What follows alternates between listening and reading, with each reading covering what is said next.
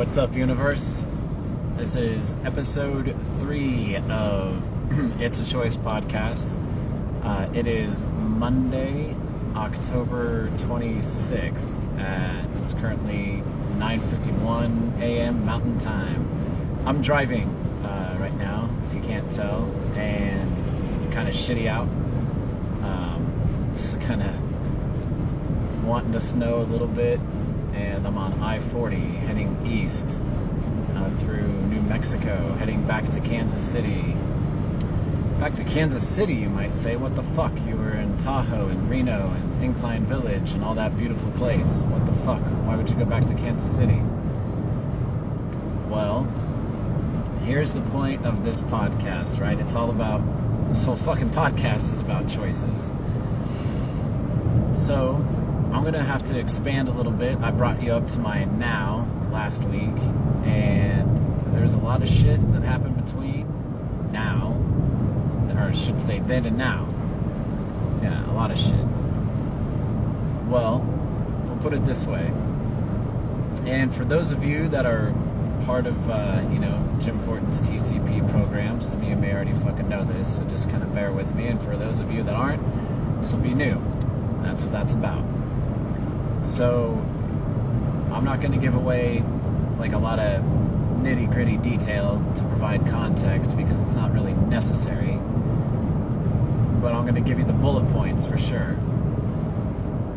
So, I believe, well, shit, I can't remember, if I'm going to be honest, if I told you why I went out to Reno to begin with. And originally I said it was for me, and then as time went on, and I became more honest with myself, it was for a woman, right? It was a woman that I met in one of Jim Fortin's TCP programs in March 2020. And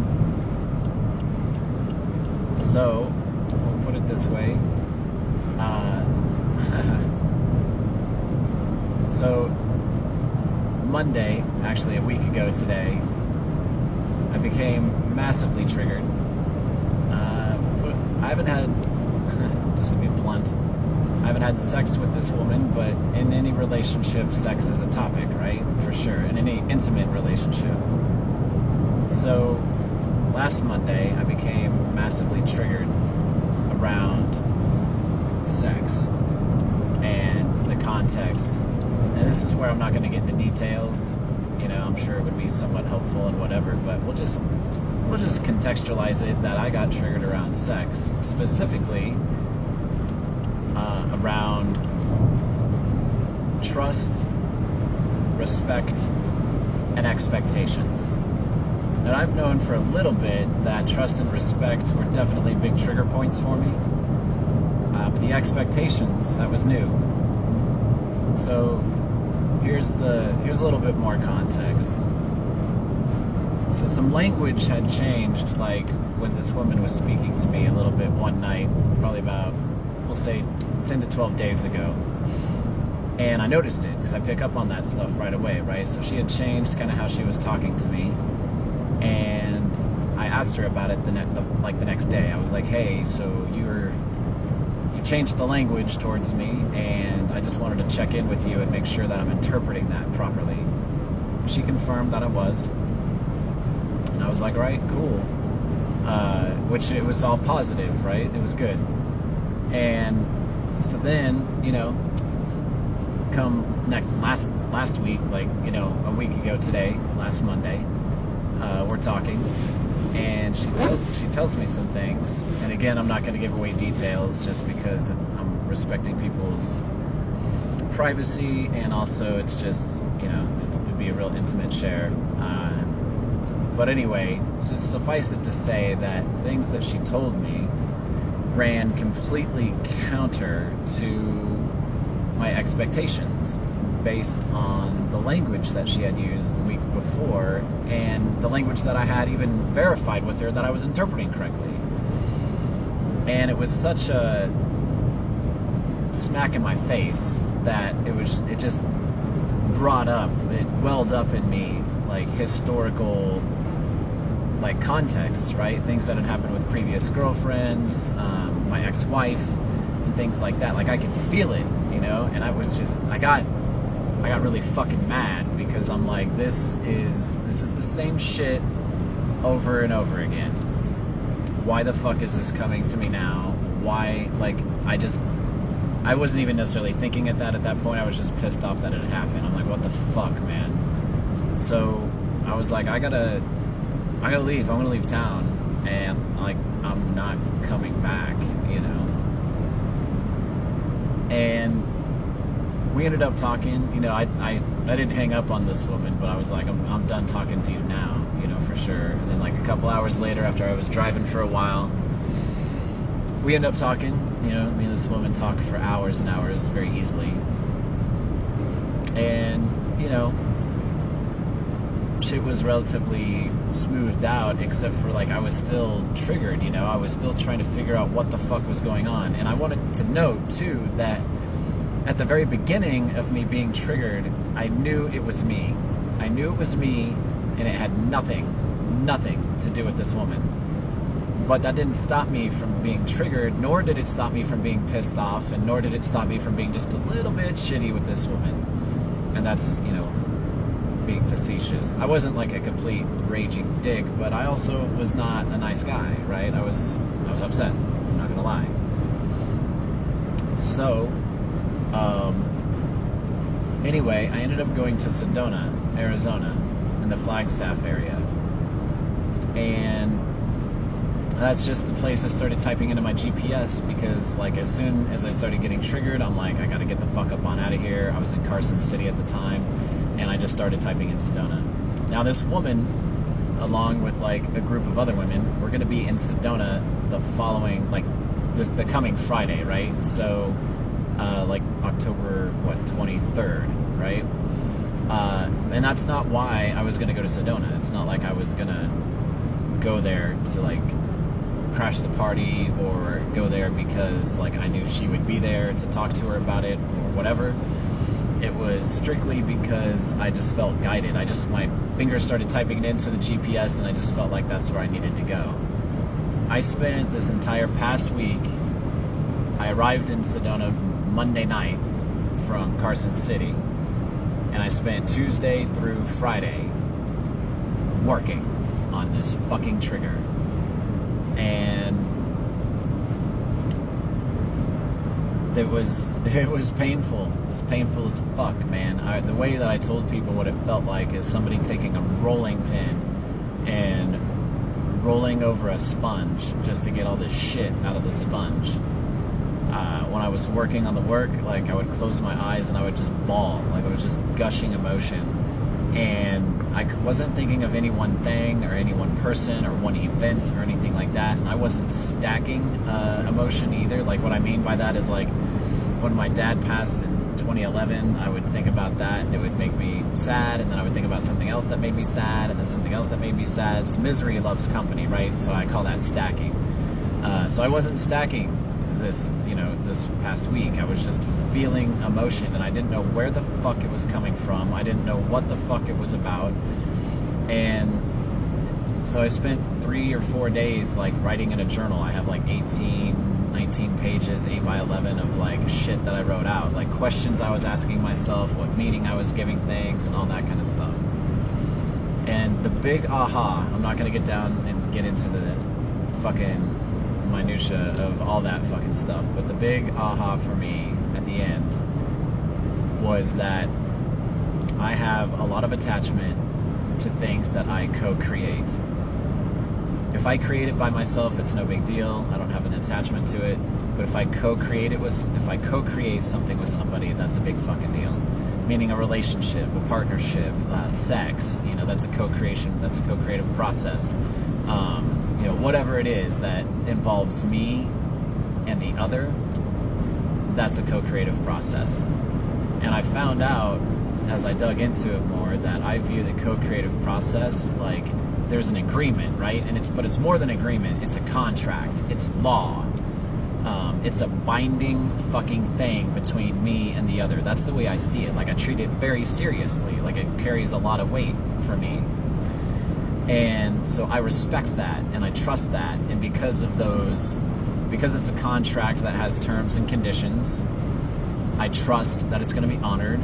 I respect it because it's a fucking contract, and therefore, because it's a contract with terms and conditions, I have expectations of certain outcomes, right? Like, that's how contracts fucking work. So what I found is that when I went to this woman and I said, hey, am I interpreting this language? Because she had changed the language of our contract, basically, right? We had a relationship. We were using certain language prior to that. One day she changes the language, and I'm like, hey, I just want to make sure I'm interpreting this right. Am I interpreting it properly, this change? And she said, yes, she confirmed that I was interpreting it properly. And I was like, okay. So the language changed in the contract. I verified I was interpreting the change properly. I felt like I was good to go, right? Solid. So when Monday came around and her actions ran completely counter, and what I mean by completely counter, they broke the fucking contract, all right? They broke the fucking contract in my mind. And so I got really fucking pissed at that. Like, you just broke the fucking law, you broke our contract, you disrespected the contract, you broke my trust, you fucked with my expectations of outcomes, because this was not an outcome that I fucking expected. Like, this is totally fucked. Like, it brought up, like, trust. Like, I don't want to do business with you. Like, I don't want to have a partnership with somebody I can't fucking trust when you are gonna instigate language change, and I verify with you that I'm interpreting it correctly, and then you run amok and go fuck it up. Like, that's, what the fuck is that? So, I mean, as you can see where my trigger kind of came in, right? Like, I can get animated about that. Like, so that's where it was coming from.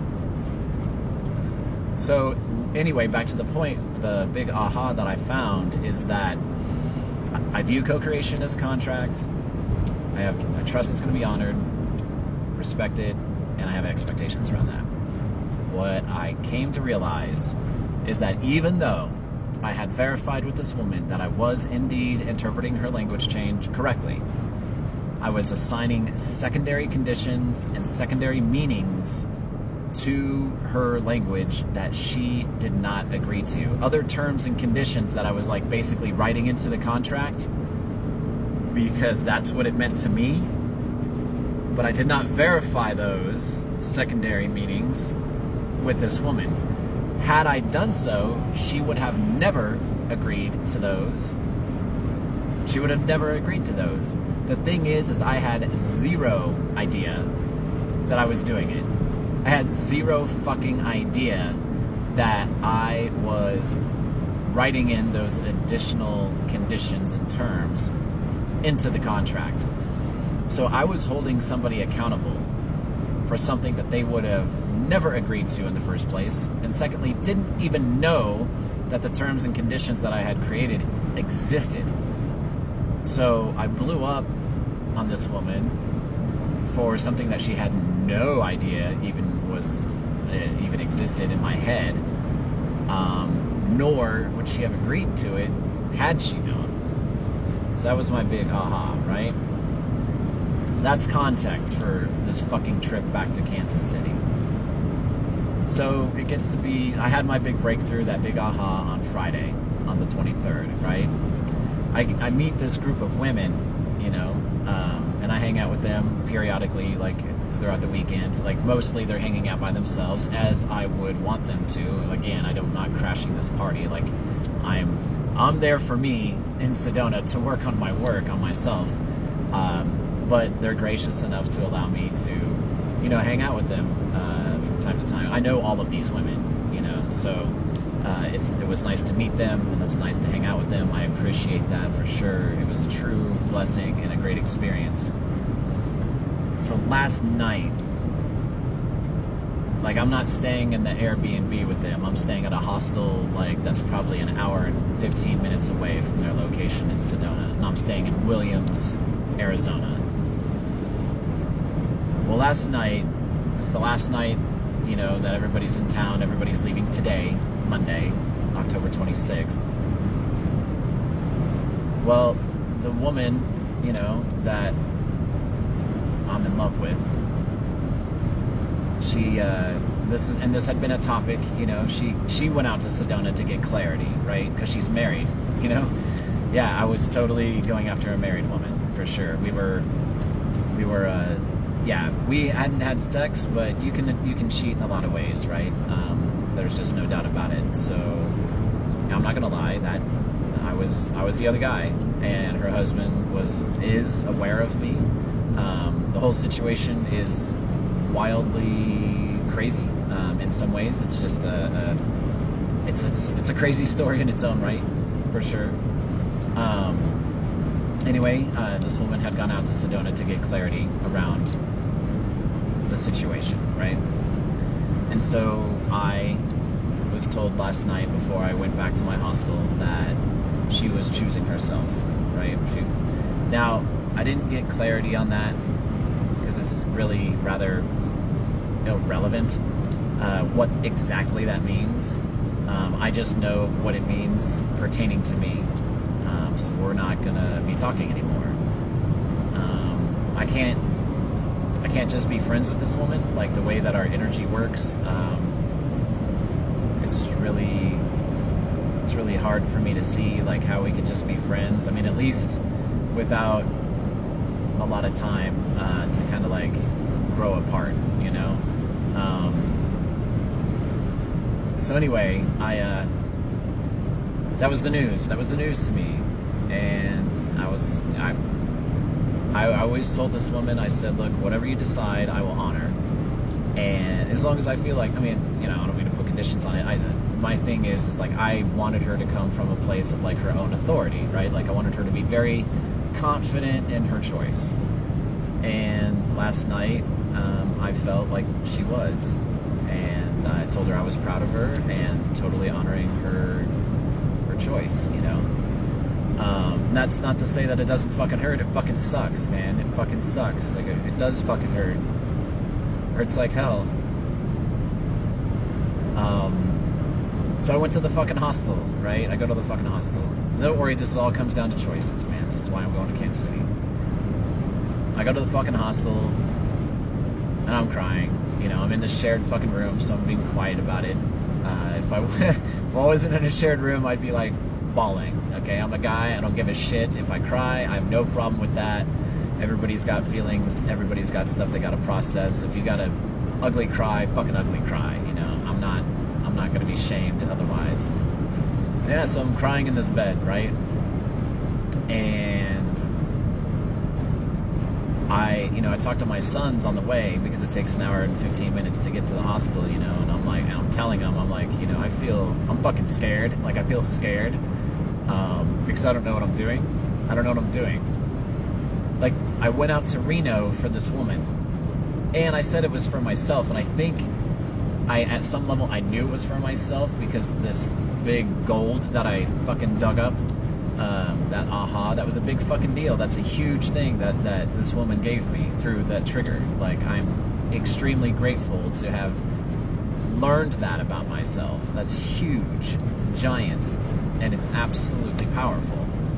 And it allows me to look back on previous relationships and forgive things that I was totally holding on to on some level when it was all me, right? So that's a huge gift that this woman gave me. Giant. So I thank you. If she's listening, I thank you.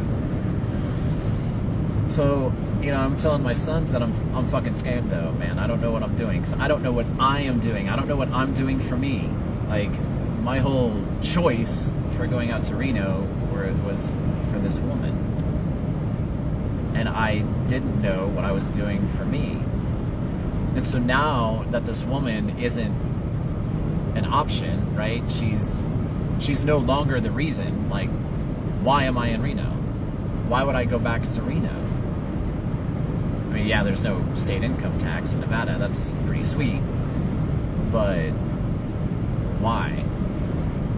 You know, I've got my sons back in Kansas City. I have my family back in Kansas City. So I was like, I feel like I'm at this fucking crossroads, right? Now, I know a lot of people would be like, that's a fucking no-brainer choice, dude. Like, if there's nothing for you in Reno and you've got your fucking kids in Kansas City, go back to fucking Kansas City, you dipshit. So and I wanted to make sure my sons understood that. Like, I understand that, like, I didn't want to be misinterpreted. My sons know me well enough that, like, when it comes to big choices, I want to feel like I'm making the right one. I already fucking divested myself of all of my material goods, most of them, except for whatever's in my car right now. And I was coming out to Reno.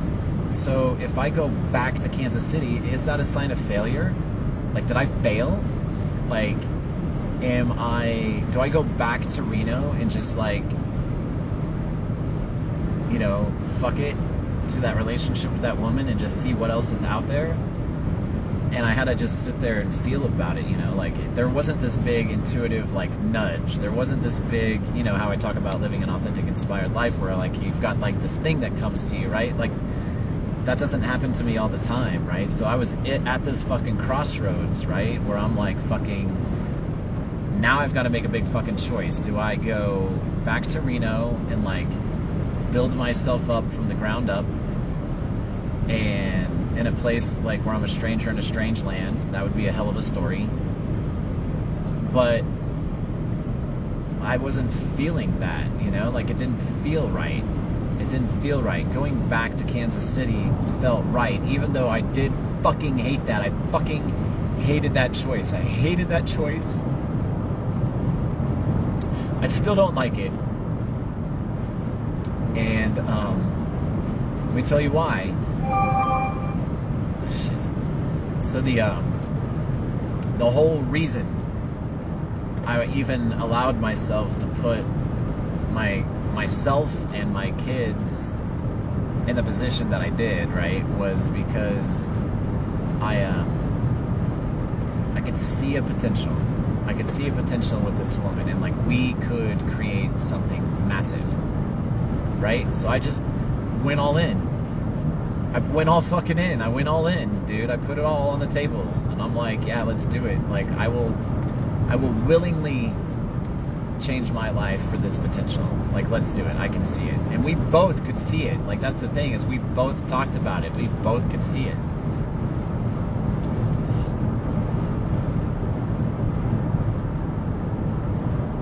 And now that it's not an option, I'm like, well, that fucking potential's not out there anymore, man. You know what I mean? Like, why? I can't see a potential in Reno. And trust me, when I was there, like, I would go to the store and I would, like, really try to feel into, like, yeah, this is my neighborhood, or this is where I live, this is my town, this is my city, this is my grocery store. Like, try to really feel it, like I was there, like, and that was my place to live. And it never did really click, And so I'm laying there in the hostel, fucking crying my eyes out. And I'm like, I gotta make a choice by the morning, because it's the last night I'm here, and what the fuck am I gonna do, right? So I'm processing all that stuff, and I'm feeling it, just like I told you. And, dude, it started to snow last night, right? And it got cold, and I don't know what the fuck, I don't know what temperature these guys set the hostel at, but it got fucking hot. It got roasting hot. And I was just laying there feeling it get hotter and hotter and hotter. And I'm like, dude, I can't sleep like this. And I'm not sleeping anyway, because I'm too fucking wound up processing this shit. So I just get up at fucking like 1 in the morning. I've been laying there for like 3 hours. And I get up and I fucking go, man. I'm like, I'm out of here. Like, make my bed, put my shit together, and I head out. I leave. And I'm like, this woman, she made her choice. She's choosing herself. And she did ask me, she's like, where are you going to go? And I was like, well, I have dinner plans in Reno on Wednesday. She's like, you still going to do that? And I was like, I don't know. And I pretty much left after that. I didn't really say much after that. And, yeah, around, 1:30, I'm getting gas and whatever. It's about 1:30. And I'm like, I message these guys, and I'm like, hey, life's kind of crazy, right? And I was like, I appreciate you guys wanting to get together. because on my way out to Reno, like, I had been introduced to two guys that I hadn't met yet, and so those are the dinner plans, and I was like, hey, so life's crazy. I'm heading back to Kansas City. I really appreciate you guys taking the time and the desire to get together, but I'm gonna have to kind of bounce out on that. And yeah, so I made the choice there around 1:30 in the morning that I'm gonna make my choice, right? My choice to go back to Kansas City. So, like, kind of the thing about, like, why the fuck did I make this a goddamn podcast is because you could look at this and there's like 1,000 choices that were made, millions of choices that were made that led me to right here, heading back home to Kansas City. And the thing is I have to choose how I feel about it. You know, that's where I'm at right now. In this moment, I have to choose how I feel about it. I called my fucking mom and I was like, hey, can I stay with you tonight? Because I don't have a fucking place to live in Kansas City anymore. And she's like, yeah. I was like, great, I'll be there about 10 o'clock tonight. And I fucking hated that. I mean, I'm so grateful, you know, that I have my mom to, like, turn to, for sure. There's no doubt about it. The thing I fucking hated about it, there are a few things, man. I'm 41 years old. I don't want to go back and live with my fucking mom. You know, god damn it. I don't want to feel like I failed. You know, that's for sure. There's definitely a sense of failure around this. That's a fucking choice, and it's a story, and it's an interpretation. So I have to choose. I have to be really careful about how I fucking choose to look at this. So that's what I've been working on. That's what I'm working on the way home. I've got 10.5 hours to get that shit together. Not necessarily, it's just something that I need to work on. There's no time limit on it, but it's just something I'm grossly aware of. And, yeah, just, I have to choose not to sit in my shit. I have to choose how I'm gonna manage my fucking emotions around this. I have to choose how I'm gonna show up now. I have to choose how I'm gonna build this fucking new foundation that I've been talking about since goddamn February. I have to choose how I look back upon 2020 and how it got me to right now with the choices that I made. And I have to choose what the fuck I make that mean. These are big fucking choices. Everybody does this. Everybody has these things. If we just take a moment and look back and see ourselves and we're fucking honest with ourselves, if we're authentic with ourselves. And yeah, a lot of my fucking choices put me in a position that I wouldn't necessarily call envious or enviable or in the best fucking position that I could have been in. But at the same time, it's my life, and I love my life. My life is perfect. It hurts. My life fucking hurts, but everybody's life fucking hurts, right? Everybody goes through fucking pain. I'm just, right now, having to choose how I'm gonna look at right now, how I'm gonna look at these circumstances that I created, that I chose, and I have to decide what that's gonna mean. What does that mean? How is that going to shape me? How is that going to impact the story of my life? Since I am the author of my story, how am I going to choose to pin it? How am I going to frame it? That's all up to me.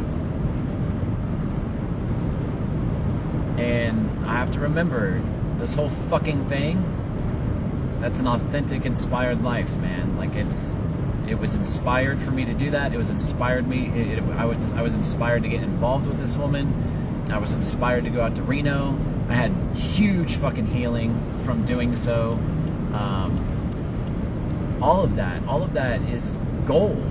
It's gold. It's fucking perfect.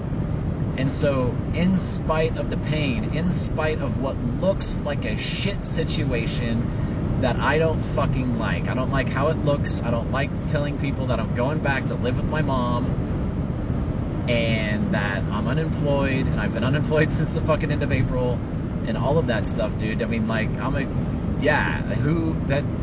man can fucking run with that and get himself into some shit. I'm sure a woman... There's a speed trap ahead. I'm sure a woman could do the same thing. Nobody likes to fucking have these types of circumstances. I don't believe. They're not what one would probably consider to be fucking ideal. But I chose them, I created them, and now I get to choose how I get to interpret them. So that's where I'm at. That's why I made this podcast. Is because I just needed to talk about where I'm at right now and how it's all related to choices. It's all fucking choice. Anyway, I would do a video on this, you know, so you could see me, but I don't have a little fucking phone holder thing or whatever, and I want to be responsible, so I just got my phone up here on my fucking, like, dashboard here, recording an audio, so. Anyway, I appreciate anyone who's listening. Much love to you guys. And until next time. Alright, what is the saying again? Let's go inspire each other so we can... Wait, let's... Fuck, I forgot my own goddamn tagline at the end, right? What is it? Fuck. I can't remember, and I'm not in the mood to try to remember. So there you go. That's pretty fucking authentic. That felt pretty inspired too. Right? I know all I remember is that at the end of the day, living an authentic, inspired life is a choice. So there you have it. Alright, I love you guys. Bye.